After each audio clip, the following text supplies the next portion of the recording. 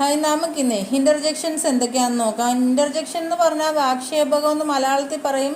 ഇത് പെട്ടെന്നുണ്ടാകുന്ന ഭാവപ്രകടനങ്ങളൊക്കെ പ്രകടിപ്പിക്കാൻ വേണ്ടിയിട്ട് പറയുന്ന വാക്കുകളാണ്. സന്തോഷത്തിന് വേറെ, സർപ്രൈസിന് വേറെ, സങ്കടത്തിന് വേറെ, ഗ്രീറ്റിങ്ങിന് വേറെ, അപ്രൂവലിന് വേറെ ഒക്കെയാണ് പറയുന്നത്. ഇപ്പം നോക്കാം. ഉദാഹരണത്തിന് ഹാപ്പിനെസ്സും എക്സൈറ്റ്മെൻ്റ് ഒക്കെ ആണെങ്കിൽ, സന്തോഷവും അതിശയമൊക്കെ ആണെങ്കിൽ എന്താണ്? വൗ, ഹുറ, ബ്രേവ്, സേ, യായ്, ഇതൊക്കെയാണ് ഉപയോഗിക്കുന്നത്. സർപ്രൈസ് ആണെങ്കിൽ ഓ, ആ, വോട്ട്. പെയിൻ, സോറോ, സങ്കടവും ദുഃഖമാണെങ്കിൽ ഔച്ച്. വേദനയൊക്കെ ആണെങ്കിൽ ഔച്ച്, വേദനയ്ക്ക്. സോറോ, അലാസ്, കഷ്ടം. ഓ നോ, ഇതൊക്കെ സങ്കടത്തിന്. ഗ്രീറ്റിങ്ങിന് ഹലോ, ഹായ്, ഹേ, ഇതൊക്കെയാണ് ഉപയോഗിക്കുന്നത്.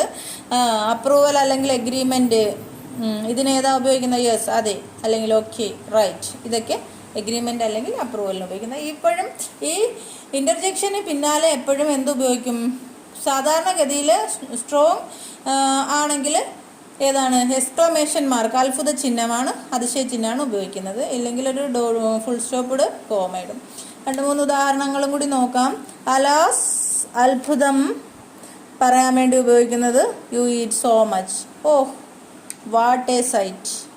Hello, what is your problem? Ah, what a pity. അടുത്ത ഹുറ.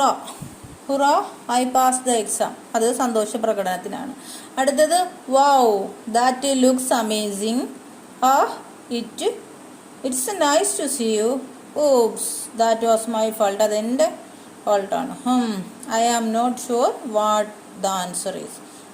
ശരി ഏതാണെന്ന് ഉത്തരം ഏതാണെന്ന് എനിക്ക് കറക്റ്റ് അറിയത്തില്ല, ഉറപ്പില്ല. I am trying to listen. അവിടെ പിന്നെ ഔച്ച്, ദാറ്റ് റിയലി ഹർട്സ്. അത് വളരെ വേദനാജനകമാണ്. അപ്പോൾ ഔച്ച്, ഹും, ഓപ്സ്, ആ, വൗ, ഇതെത്ര ഉപയോഗിച്ചിരിക്കുന്ന ഉദാഹരണം കണ്ടോ. ഇതൊന്നും അറിഞ്ഞിരുന്നാൽ മാത്രം മതി. പിന്നെ പരീക്ഷയ്ക്ക് പഠിക്കുന്ന കുട്ടികളാണെങ്കിൽ അവിടെ അതിശയചിഹ്നം, എക്സ്ക്ലമേഷൻ ചേർക്കാനുള്ളിടത്ത് ഈ എക്സ്ക്ലമേഷൻ മാർക്കും കൊടുക്കണം.